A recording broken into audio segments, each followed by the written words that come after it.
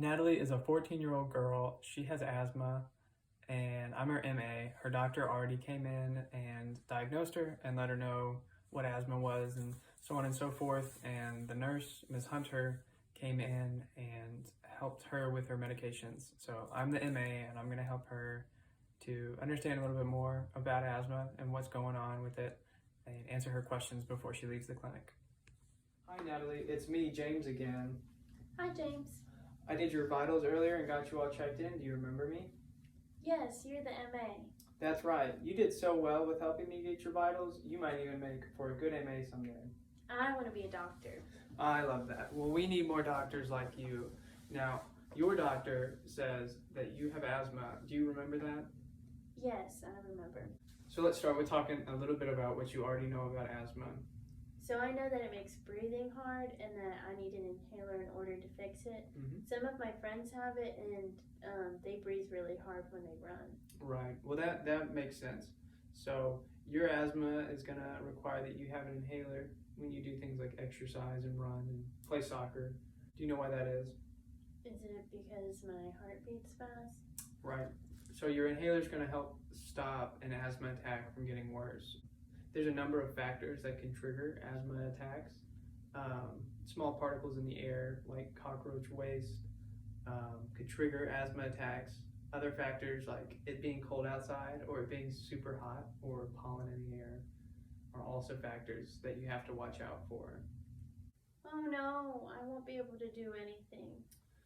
Now, Natalie, having asthma, it may be hard to cope with, but the reality is that asthma will only slow you down as much as you let it. You're a driven young lady, and you're being diagnosed with asthma is only going to help you to fight it. Your inhaler is going to help you to spend more time on the soccer field and not off it. I guess you're right. It just seems like a lot on the front end. I know it does. I'm sorry. That makes me feel a lot better. That's good. Would you like to go over how to use your inhaler? That's a good idea. I have some friends that also have it at school, and my grandfather has one, so I've seen it. Good, so you have some exposure.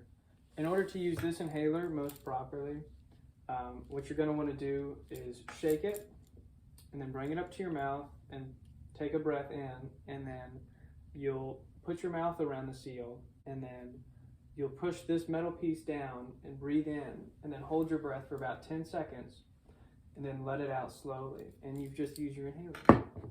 Okay. Why don't you demonstrate that for me here?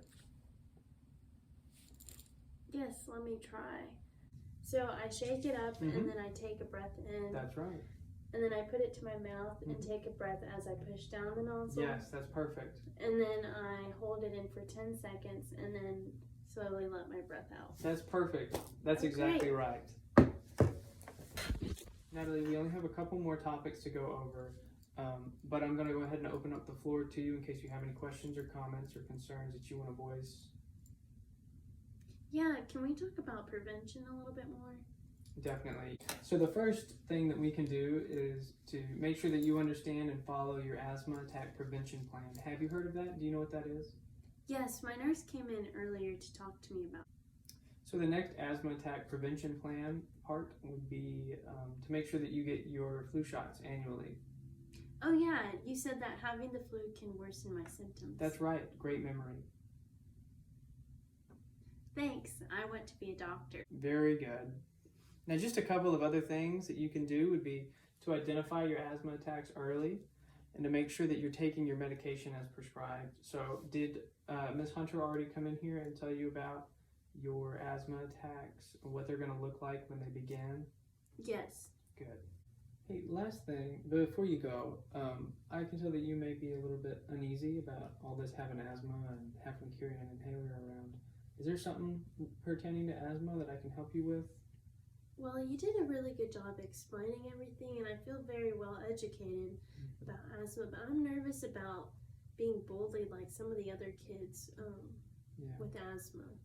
Well, I'm sorry to hear that, and that is going to be a challenge, but how does those kids having asthma make you feel about them? I mean, I'm not sure. I mean, some of the other girls bully them behind their backs, and I'm scared to be bullied too. Well, I hear you, and it's important that you know that having asthma does not make you different from the other girls. It doesn't make you different from your other classmates. It doesn't make you weird. Having asthma is very normal, and it's not anything that you should be embarrassed of. Thanks, mister.